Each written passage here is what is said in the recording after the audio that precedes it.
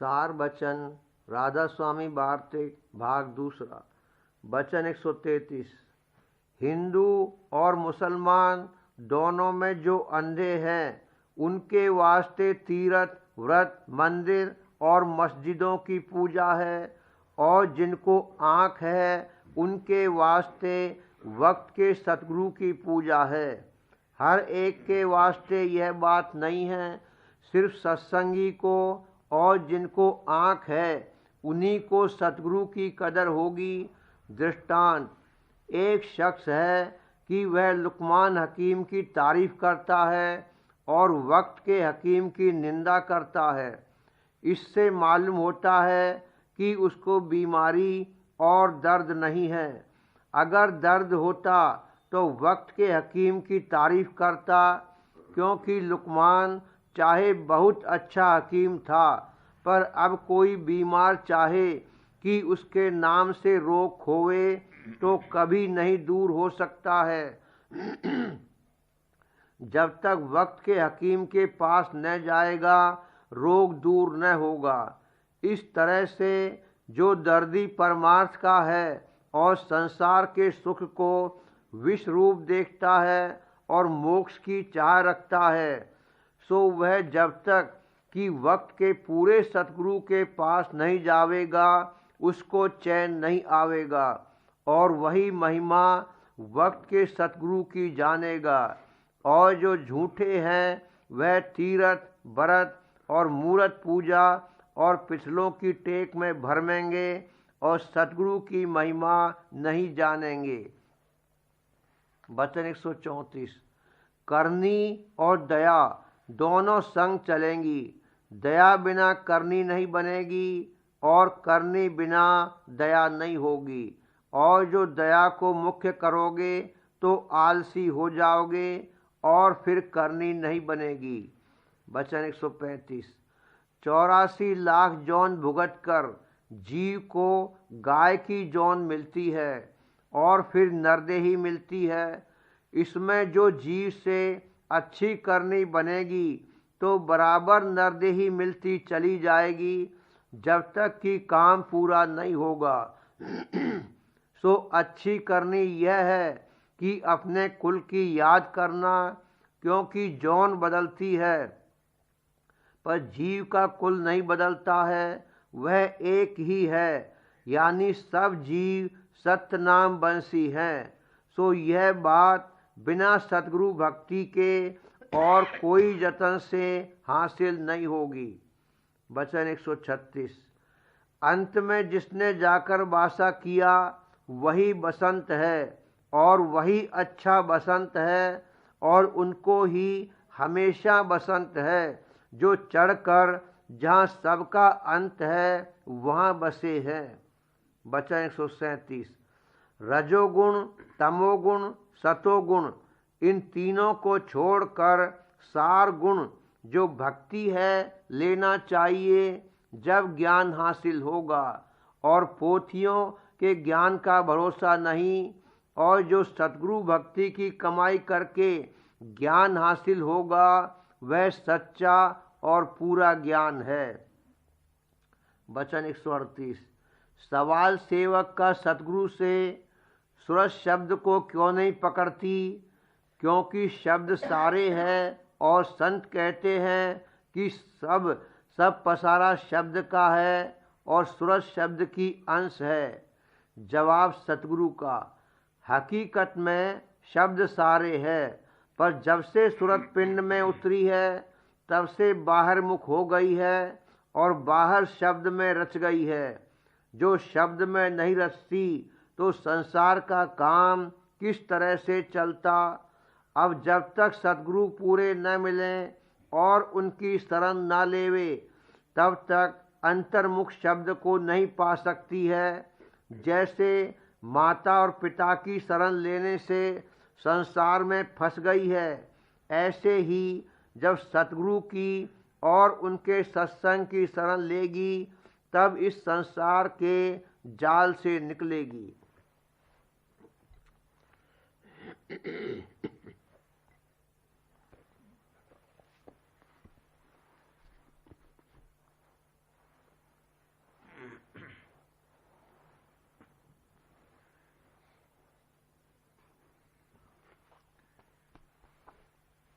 वचन बाबूजी महाराज, तीसरा भाग, वचन 56, आगरा, 30/12/1938।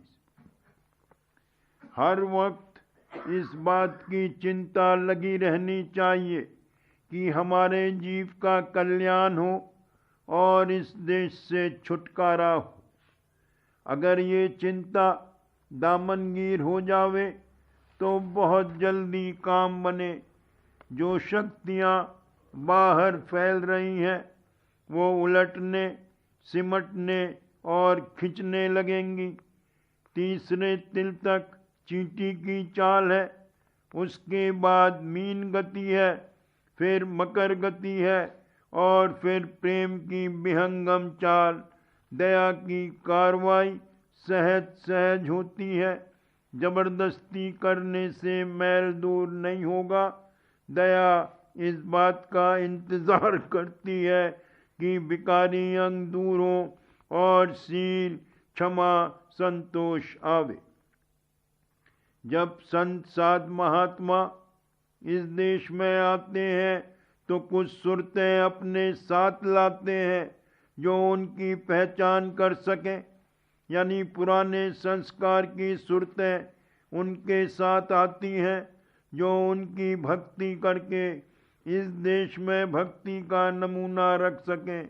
अगर ऐसी सुरतें न आवें तो इस देश में न तो कोई उनको पहचान ही सकता है और न जीवों के उद्धार की कार्रवाई जारी की जा सकती है, जिसके लिए कि वो यहाँ चरण पधारते हैं। बावजूद इसके काल अपनी पूरी कोशिश करता है कि संत मत इस देश में न जारी होने पावे, और जो फायदा उद्धार का कि संतों के आगमन से उठाना मुमकिन है उससे जीव महरूम रहे और सुरतें इस देश से न जाने पावे। काल की कुल रचना को संतों के मत और परमार्थ से विरोध है। जीवों के सच्चे उद्धार की कार्रवाई में जिसको संतों ने आकर यहाँ दया से जारी किया, काल हमेशा से रुकावट डालता रहा है और डालता रहेगा। वो कभी ये नहीं चाहता कि सुरतें उसके देश को छोड़कर जाए। उसकी तरफ से हमेशा ये जतन होता रहता है और होता रहेगा कि जिसमें सुरतें इसी देश में मुक़य्यद रहें। मगर संस्कारी और अधिकारी जीव चाहे कहीं पैदा हो और चाहे जैसी हालत में हो, किसी न किसी विधि से संतों के सन्मुख खिंचे चले आवेंगे और भक्ति और परमार्थ में लग जावेंगे। ऐसे जीवों में से ही कुछ को कम या ज़्यादा पहचान आवेगी और कुछ ऐसे होंगे जो पूरी पहचान कर सकेंगे। उनके जरिए और बहुत से जीव खिंचाते हैं और इस तरह सत्संग खड़ा किया जाता है। इसके सिवा और कोई रीत नहीं है जिससे इस देश में सत्संग खड़ा किया जा सके। अलावा इसके जिस जिस घाट पर जो संस्कारी और अधिकारी सुरत बैठी है, वो जब संतों के प्रताप से वहाँ से खींची जावेगी तो उसकी लार में उस घाट की कुल सुरतें दर्जे बदर्जे खिंचेंगी और उन पर भी संतों का असर पहुँचेगा, जो उनको आगे के लिए संस्कार और अधिकार देगा और उनके भी उद्धार का सिलसिला लगा दिया जाएगा। संतों के इस देश में पधारने मात्र से एक दर्जा तो कुल रचना का चढ़ गया और जिन जीवों का किसी भांति से कोई प्रकार का संतों से नाता जुड़ा है, उनको अपने अपने दर्जे के मुआफिक ज़्यादा फायदा मिलेगा। एक तो विशेष लाभ और दूसरे बहुत ज़्यादा जीवों को लाभ पहुंचाने के लिए संत गृहस्थ में आए और ज़्यादा से ज़्यादा जहाँ तक अपना संबंध फैलाना मुमकिन था फैलाया कहा भी है कि संत जो दयाल होते हैं वो गृहस्थ में आते हैं। गृहस्थ आश्रम में आने से उद्धार की कार्रवाई में ज़्यादा मदद मिलती है।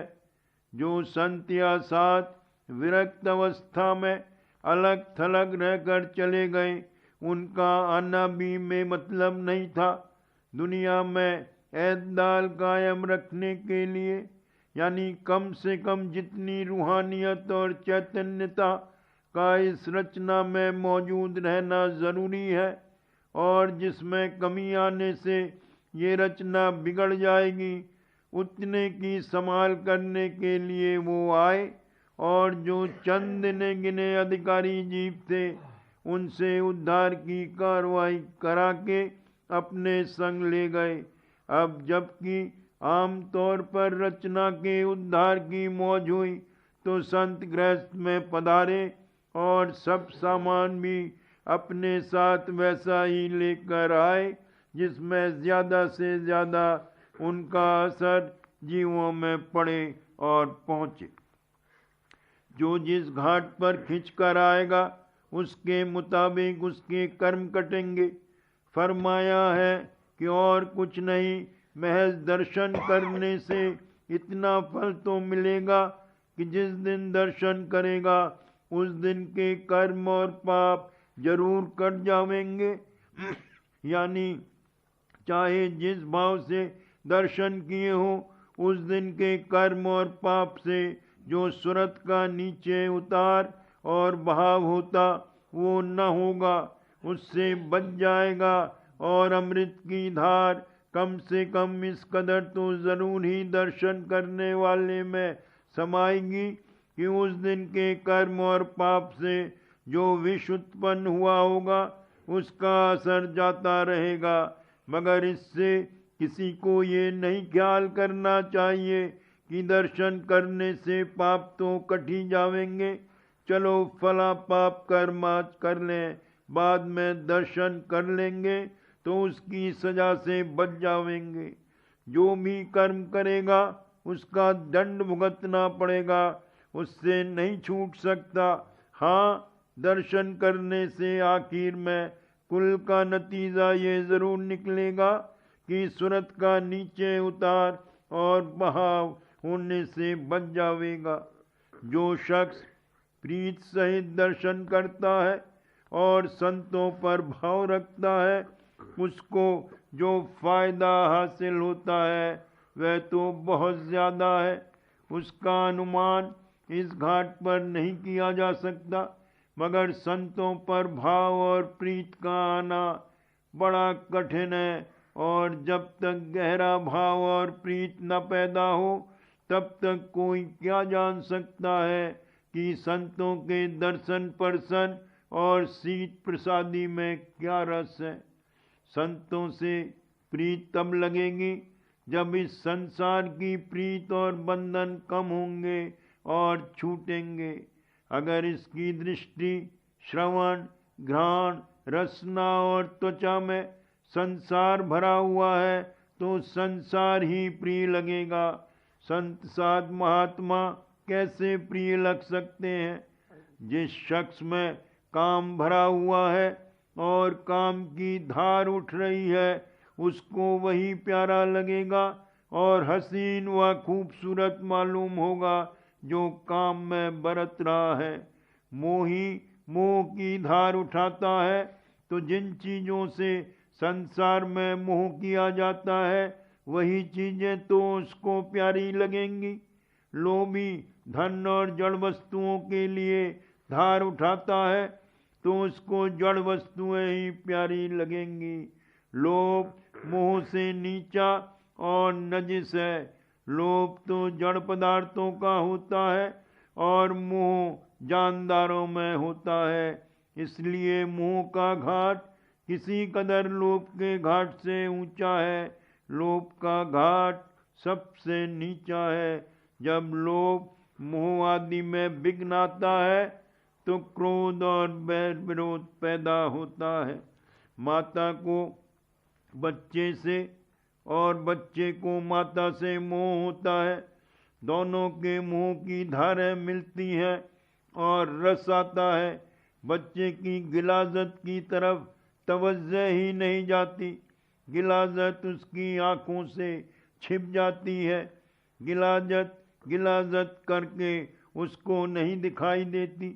कहने का मतलब ये है कि माँ में बच्चे के लिए इस कदर मोह प्रबल है कि सब चीज़ें गायब हो जाती हैं। इसी तरह से जब कामी को काम की धार उठती है, तब कौन सी ऐसी गिलाजत है जिसको वो नहीं भूल जाता। गलीज ही में उसको रस आता है। मुद्दा ये कि जिसमें जिस चीज की चाह है वही चीज उसको प्यारी लगती है, उसी में उसको रस आता है। दुनिया ही की चाह है और दुनिया ही में कुल ज्ञान की शक्तियां खप रही हैं और काम, क्रोध, लोभ, मोह, अहंकार आदि की धाराएं उठती हैं। जब ये हाल है तो संत साध महात्मा कैसे प्रिय लग सकते हैं। इसलिए पहली चीज जो जरूरी है वो ये है कि परमार्थ की चाह किनका ही हो मगर सच्ची पैदा हो। मालिक से मिलने की विरह जागे और अपने जीव के कल्याण की चिंता पैदा हो। ये चिंता हृदय में बसा लेनी चाहिए। चाहे हमातन मुतवज्जह होकर दुनिया का काम कर रहा हो, मगर इस चिंता से कभी गाफिल न होने पावे। बीच बीच में ये चिंता और ख्याल उठा करें कि मेरी क्या हालत है, मैं किस मुसीबत और तकलीफ में गिरफ्तार हूँ, मेरा परमार्थ कैसे बने, मेरे जीव का उद्धार कैसे हो, मालिक का दर्शन कैसे मिले, इस देश के बंधन कैसे कटें। अगर ये चिंता अंतर के अंतर्गत पैदा हो जावे, बल्कि इसको दामनगीर बना ले, तो बहुत जल्द काम बनेगा। जो शक्तियाँ और ताकतें इसकी अभी बाहर फैल रही हैं और बह रही हैं, वो उलटने लगेंगी, सिमटने और खिंचने लगेंगी। सिर्फ जरूरत मात्र बर्ताव इस संसार में रह जावेगा। जिस जगह और खानदान में जन्म मिला है, वहाँ की हालत और हैसियत के मुआफिक जो जरूरी हो, सिर्फ उतने ही दर्जे में संसार में बरतना चाहिए। बल्कि जो जरूरी है उसमें भी जिस कदर मुमकिन हो कमी करने की कोशिश होनी चाहिए। उसकी वृद्धि की चाह और तरंग तो कभी भी नहीं उठनी चाहिए। तब होते होते ये अवस्था आवेगी कि परिच्छेद और अनिश्चित पर आ जावेगा, उसमें भी परिच्छेद कम होना चाहिए।